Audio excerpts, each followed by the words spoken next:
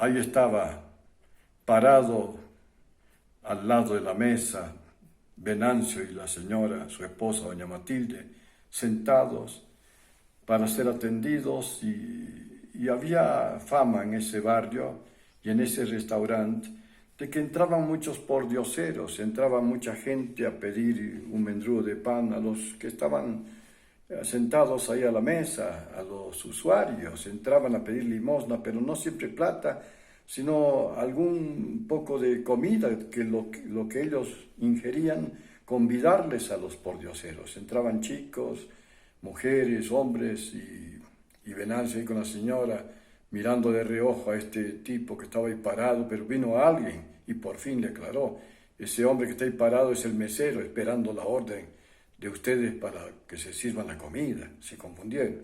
Algunos creen que Jesús es una especie de mesero y hasta hay un canto que dice está la mesa servida y Cristo va a servir. No, pues el Señor no es ningún mesero, Él no es ningún sirviente, aunque Él lavó los pies de los discípulos.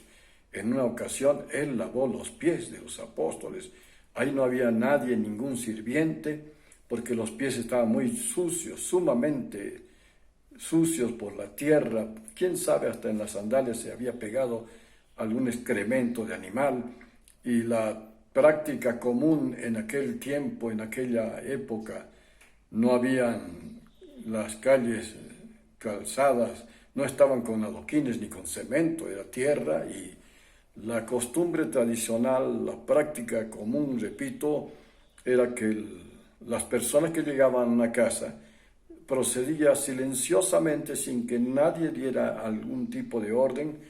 El esclavo corría con una palangana, con un bañador, con una toalla ceñida a su cintura y lavaba los pies de la persona dueña de casa y también si es un visitante. Era la práctica común. Como hoy día llega alguien a la casa y le invitamos un cafecito, un tecito, un refresco, en aquel entonces alguien que llegaba de la calle se le invitaba alguna bebida, evidentemente, pero sobre todo, en primera instancia, lo primero que se hacía era el lavado de pies. Y Jesús lavó los pies de los discípulos, pero como ejemplo les he dado para que ustedes hagan lo mismo.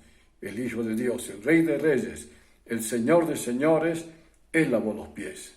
Él dice textualmente en su palabra: el Hijo de Dios no ha venido para ser servido, sino para servir y para dar su vida en rescate por todos, por muchos. Esa palabra muchos dice millones. Ese espíritu de servicio. Tenemos hermanos así, tenemos gente que tiene ese hermoso espíritu de servicio. Qué lindo es sentirse así. ¿En qué lo puedo servir? A veces acudimos a un determinado sitio y las personas nos preguntan: ¿en qué lo puedo servir? Es un buen principio. Claro que no tiene que ser una frase lírica y poética, tiene que ser un hecho y de verdad, una actitud correcta y una actitud práctica, no una frase bonita nomás. ¿En qué lo puedo servir? Estamos para servir y no para ser servidos.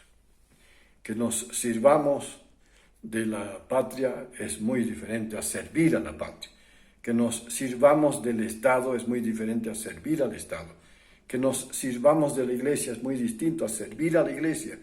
¿Qué carácter tiene nuestra persona? ¿Qué espíritu adoptamos? ¿Qué actitud asumimos frente a las diversas necesidades por las que atraviesa la sociedad? ¿Estamos para servir o para ser servidos? Tenemos que servir a Dios. Estamos para servir.